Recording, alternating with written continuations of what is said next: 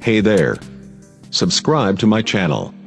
And also press this bell icon, so you never miss any new updates, cause whenever we upload new video you will get a notification on your phone.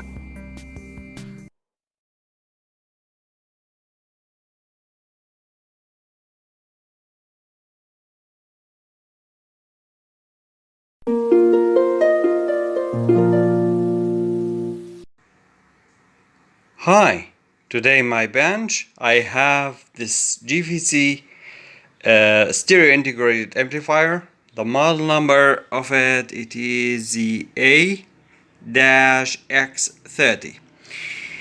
Now, according to the owner, he lent it to a friend, and this is the condition that it came back with it. So yeah, a missing volume knob, a installed fan in the back grill, and a power cord for the fan. So yeah, anyway, let's get started. Now, as usual, I will start the testing process by testing the condition of all of the knobs and the buttons in the unit, and we will start with the power switch. It is okay.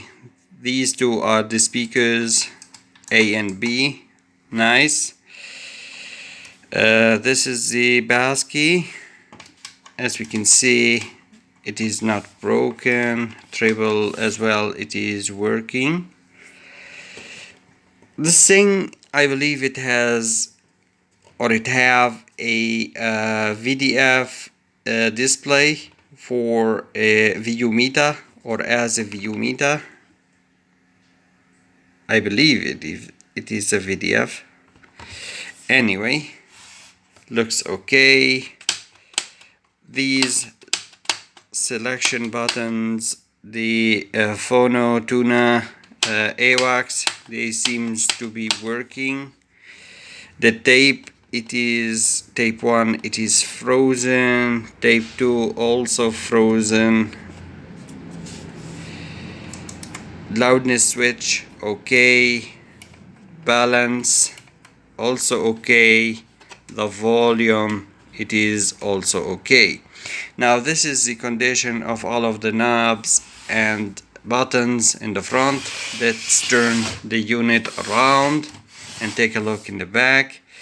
We can see this is the way that whoever installed the fan, he connected the power to it. Good God, this is very hazard material in here.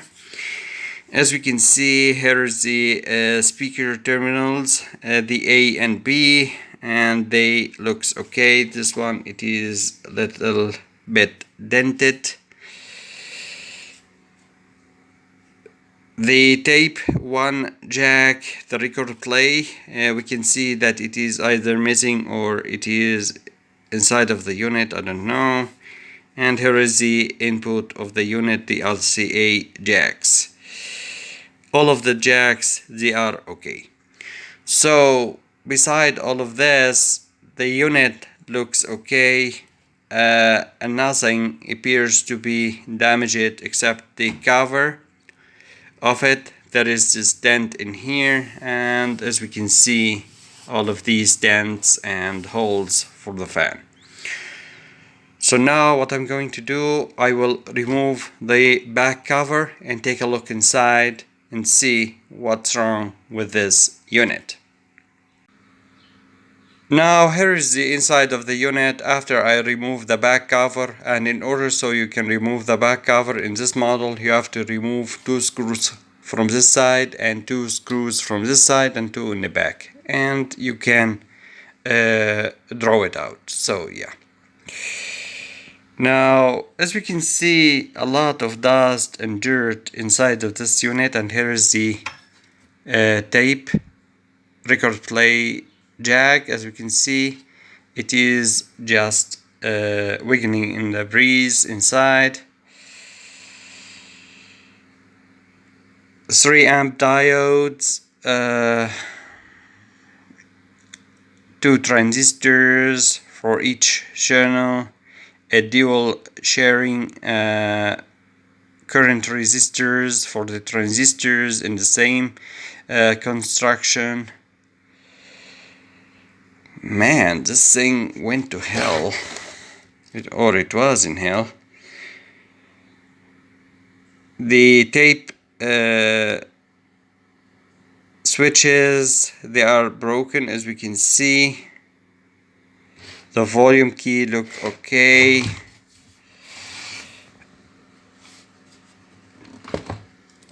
As we can see, this thing, it has a VDF as a video meter and a 7 amp transformer. Look at the way they constructed the transformer. Wow, how they winded it. I mean, this thing, it doesn't have a rail for the winding. It is constructed like the transformer you find it in the microwave. Wow.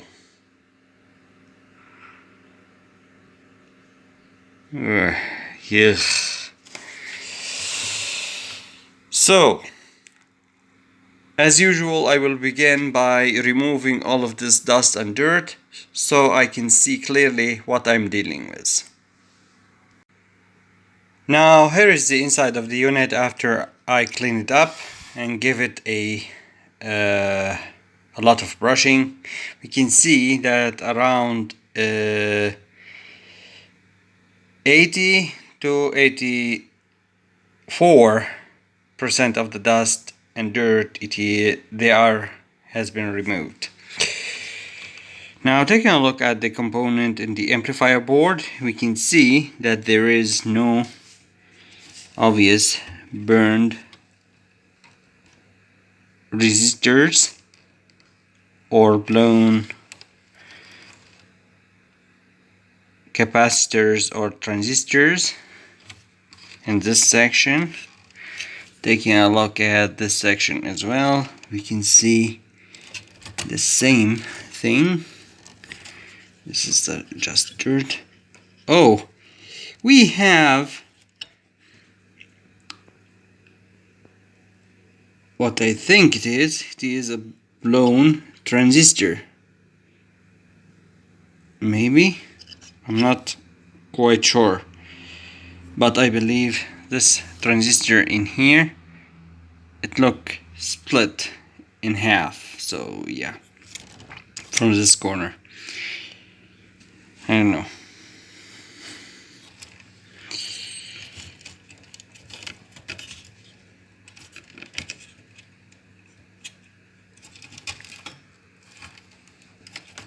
Actually, beside the dust and dirt, everything looks okay. Except for this transistor in here. Now, let's take a look at the fuse, and the fuse, it is under this plastic cover or nylon cover. How to remove it? Oh, here we go. And surprise, surprise, the fuse, it is blown. So, wow, there is also, don't know if you can see it on the camera, but there is also a burn indication under this capacitor in here. So yeah. So what I'm going to do now, I will hook a 1 amp. This is a 1.6 amp fuse. I'm going to hook a half amp or 1 amp fuse. Hook this thing to my power supply or to my bench power supply and feed it with 220 volts. Protected, and set the current limit to a half amp in order so I can see what this thing it is going to do. So here is the 1 amp fuse. It is installed, and now I'm going to connect this to my bench power supply in order so I can power this thing up, as I said. So this thing, it doesn't have a power cord. What I'm going to do, I will use, let me pause this and connect my test power cord to this unit. I use my test power cord in order so I can hook this thing to my bench power supply, AC bench power supply. And as I said, I set the current limit to 500 milliamp in order just so I can fire this thing up. Good God, this thing, it is shorted. The protection circuit in my bench power supply, AC bench power supply, just kick in. So there is definitely a short either in the power transformer or in the one of the amplifier sections in the unit, or maybe both of them, I don't know. So what I'm going to do, I will start the testing procedure, and then I will brief you on the update. So I tested the transformer resistor and it is normal, so the transformer, it is not a problem. Also I tested the bridge rectifier diodes and they seems okay. The only thing that it is left is to test the amplifier power output transistors, and for that I removed the screws that hold the power amplifier assembly to the body of the unit, and they hold it and secure the power amplifier block to the unit by 4 screws, 2 from here, and you have to remove this ground wire in order so I can, or you can bend it. Also you have to remove 2 screws from here. So yeah, so I believe after all of these we can, or I can, lift this thing and bend it. And here we go. Here is the other side of the power amplifier board. That is really nice. Now taking a look at the power transistors, we can see that someone messed with the solder and the pins of them, either to test them or I don't know.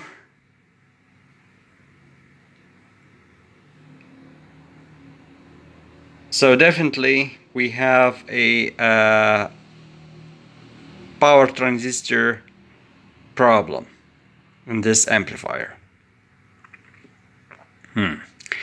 So what I'm going to do, I will remove the solder and these pins in order so I can test the power amplifier transistors, and I will start by testing the amplifier section in order so I can see what causes the overload or the excessive current draw. So I desolder the power output transistors pins in order so I can test them freely without any interference with any component in the amplifier circuitry. And it turns out that these 2 transistors for this amplifier, they are gone, and also these 2 as well. So wow. So in order I could repair this correctly, it will need 4 transistors to set for each one of these amplifiers. What I'm going to do now, I'm going to call the owner, brief him on his situation and see what he wants me to do in order so I can repair it.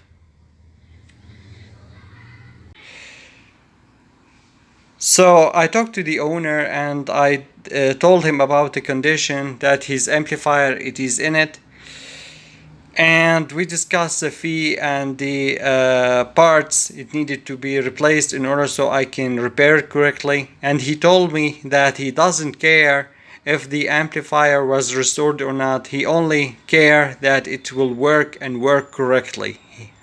So he wanted to work in order so it doesn't cause him problems in the future. Also, he doesn't care if these two keys they worked or not. He will never use them.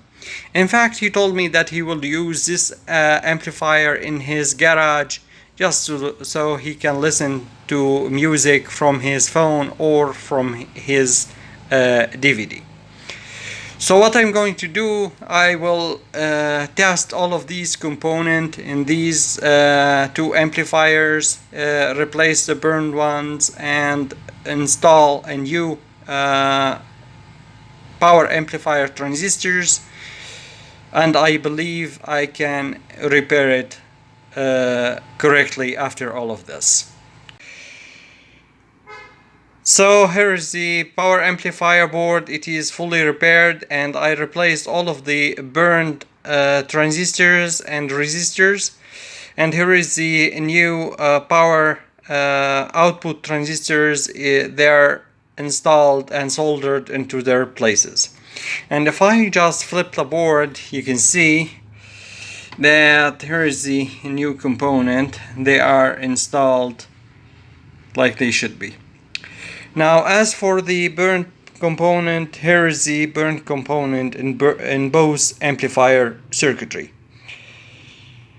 Now, all what I have to do is install this board back into its place, secure it with its holding screws, and recalibrate the bias current in order so these two amplifier circuitry can work correctly. So here is the main amplifier board. It is now back into its place in the cabinet and secured with its holding screws. And the amplifier board now it is ready for the biasing procedure. Now, since I got two DMM, as we can see, I already connected them to the left and right channels. And now I'm going to do the biasing procedure for both amplifiers at the same time. Now, according to the manual, the biasing procedure it is done by very simple steps. First of all, as we can see, I already connected the DMM and set them to the millivolt range, as we can see. Then I will need to lower the volume, push the power switch on. As we can see, the protect relay kicked in, and that is really good. As we can see, the two DMM they are showing 0. I will start with the right channel and I'm going to adjust this just so I can read from 5 to 6 millivolt. I'm going to set it to 490. No, too much.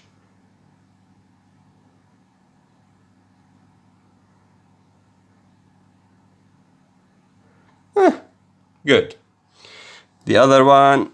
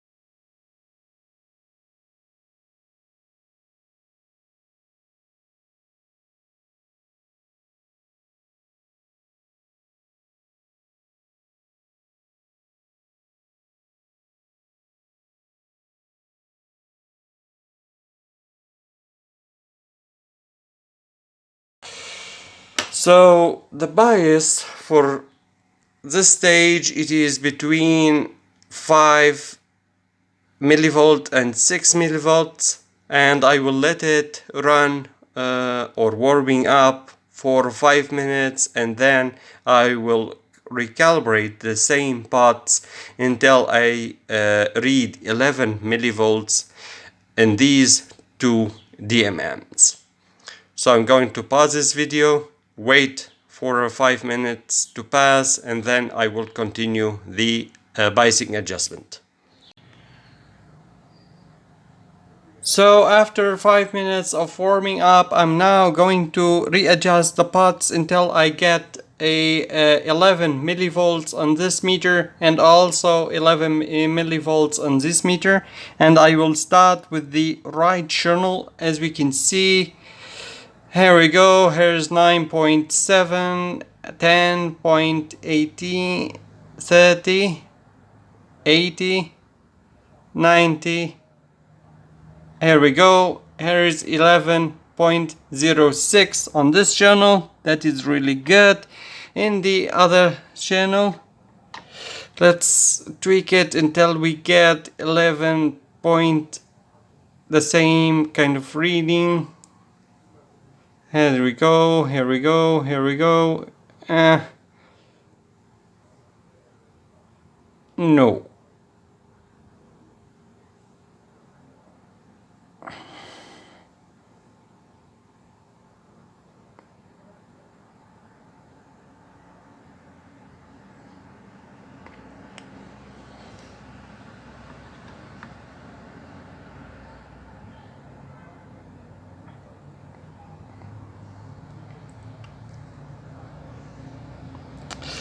I'm going to continue the adjusting off camera, and then I will continue this recording. So after some tweaking, here is the bias has been set for both channels, and they are and the reading on the DMM, it is almost equivalent to 11 volts at the spot. So the biasing, it is now finished for both channels. What I'm going to do, I'm going to disconnect my DMM, connect the oscilloscope, and see what kind of signal that this amp it is going to produce. So here's the unit. It is now connected to my test gears and it is ready to be tested. But before I tested it, I fixed the broken or I tried to fix the broken switches, and turns out that the damage in them, it was very severe. So I canceled them electronically, and I glued the knob of this switch in order so it can match the already glued knob next to it. And here is the new volume knob for the volume key. Now what I'm going to do, I'm going to power this thing up, choose tuner, because I connected the signal generator to the tuner input, and see what kind of signal that this amp it is going to produce. So let's boost up the volume. As we can see, here is the signal and looks promising and clean. Very good, very good, very good. Let's see, where is the clipping? And here is clipping. That is really nice. And the clipping, it is very clean. Okay. Now taking a look at the DMMs, we can see that there is a difference in the output, a slight difference in the output. The channel, one of the channels, it is giving around 18